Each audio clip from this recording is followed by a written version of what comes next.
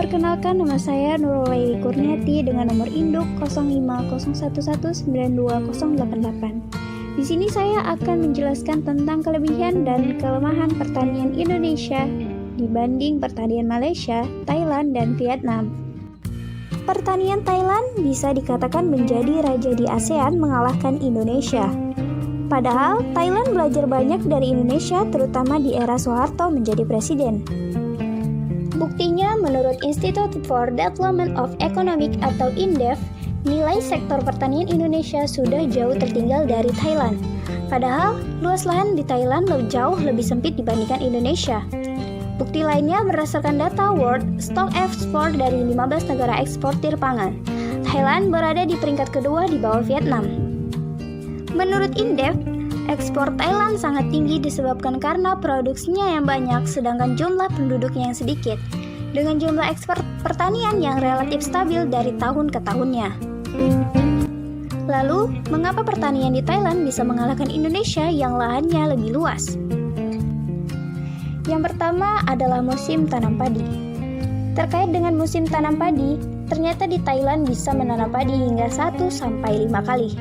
Oleh karena intensitas tanamannya lebih banyak dalam satu tahun, efeknya pada produksi beras nasional mereka. Intensitas tanaman yang lebih banyak ternyata juga didukung oleh teknologi alat mesin pertanian yang canggih. Mungkin hampir semua petani Thailand sudah menggunakan mekanisasi pertanian. Yang kedua adalah tata niaga pertanian. Tata niaga pertanian di Thailand dianggap menguntungkan bagi petani. Pembelian beras petani dilakukan oleh pemerintah pasca panen dengan sistem subsidi. Beras yang dibeli pemerintah Thailand selain dijual ke dalam negeri, juga disimpan di koperasi petani sebagai lumbung negara dan sisanya lagi diekspor. Dengan sistem subsidi, harga beras yang dibeli pemerintah selalu di atas harga acuan beras. Nah, dengan sistem tersebut, selain petani mendapatkan keuntungan yang pasti, harga beras di dalam negeri juga jadi stabil. Yang ketiga adalah bank pertanian. Bagi Thailand, sektor pertanian dipandang sebagai sektor yang vital. Oleh sebab itu, sebagian sektor yang vital sebagai bentuk perhatian dan keseriusan pemerintah terhadap sektor ini, di Thailand memiliki bank khusus pertanian yang berdiri sejak tahun 1966. Bank pertanian ini berfungsi memberikan pinjaman lunak kepada petani untuk menjalankan usaha taninya. Karena sadar pentingnya bank pertanian ini bagi kemajuan pertanian, maka suku bunga yang diterapkan pun cukup kecil yang berkisar 1,5 hingga 3% per tahunnya. Beda jauh dengan KUR di Indonesia yang suku bunganya 7% per tahun. Yang keempat adalah mekanisasi pertanian. Mekanisasi pertanian menjadi kunci utama kemajuan pertanian di Thailand. Penggunaan teknologi dan mesin pertanian meningkatkan efisiensi biaya dan waktu, sehingga penanaman padi selama 1 tahun bisa dimaksimalkan.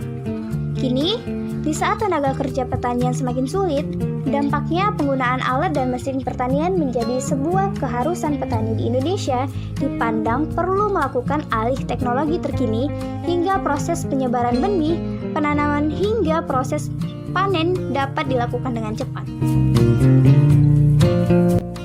Yang kelima adalah Thailand menerapkan zonasi tanaman. Kebijakan zonasi maksudnya mendapatkan tanaman yang bersifat strategis pada lahan tertentu yang telah ditunjuk oleh pemerintah dengan harapan produktivitas tanaman dapat maksimal.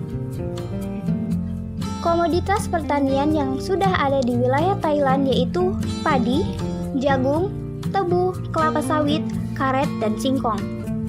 Dengan adanya wilayah atau zonasi ini, maka dipastikan pemerintah mempunyai gambaran jelas output produksi yang akan dihasilkan.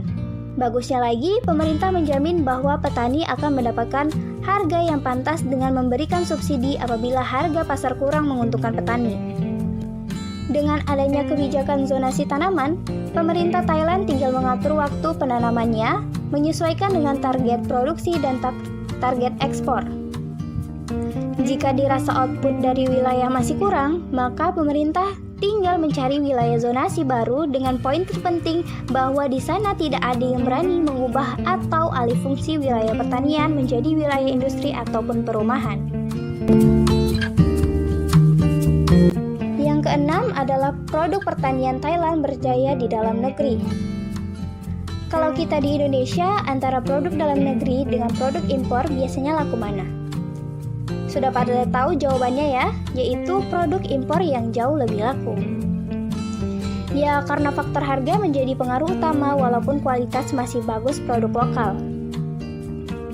Kalau itu di Thailand nggak berlaku, pasalnya di salah satu pasar agribisnis terbesar di Thailand, yaitu Thalathai, justru produk impor nampak sepi pembeli. Dengan mengkonsumsi produk itu sama saja dengan mendukung pertanian di negara mereka yang pada akhirnya juga mendukung perekonomian nasional. Nah, adapun perbandingan kecanggihan teknologi petani Indonesia antara negara Malaysia, Thailand, dan Vietnam. Siapa bilang teknologi pertanian Indonesia sangat tertinggal? Buktinya banyak teknologi pertanian yang merupakan karya anak bangsa, mulai dari sistem budidaya hingga peralatan pemanenan yang canggih. Apa saja? Berikut penjelasannya. Yang pertama ada benih unggul. Semua proses pertanian tak lepas dari teknologi termasuk untuk benih unggul. Banyak perusahaan di Indonesia menawarkan teknologi pembenihan yang mutakhir dalam rangka menghasilkan benih yang unggul. Dikutip dari rrkini.com, contoh benih unggul yang ada di Indonesia adalah benih jagung Hybrida. Jagung ini punya rendaman tongkol yang tinggi, biji yang banyak, dan masa tanam yang lebih singkat. Dengan teknologi ini tentunya bisa meningkatkan pendapatan petani. Wah, boleh dicoba ya. Yang kedua ada budidaya. Selain bibit unggul, budidaya pertanian di Indonesia juga semakin berkembang. Salah satunya dengan budidaya ikan dan padi sekaligus atau minal padi. Dikutip dari alagraph.com, budidaya ini telah dikembangkan di Indonesia sejak tahun 2015. Sistem ini memanfaatkan genangan air sawah yang tengah ditanami padi sebagai kolam untuk budidaya ikan. Efisiensi lahan dalam sistem minal padi ini bahkan sudah mulai dicontoh negara-negara di Asia Pasifik seperti Bangladesh, Kamboja, Laos, Myanmar, Nepal, Pakistan, Sri Lanka, Thailand, Filipina, Timor Leste, dan Vietnam.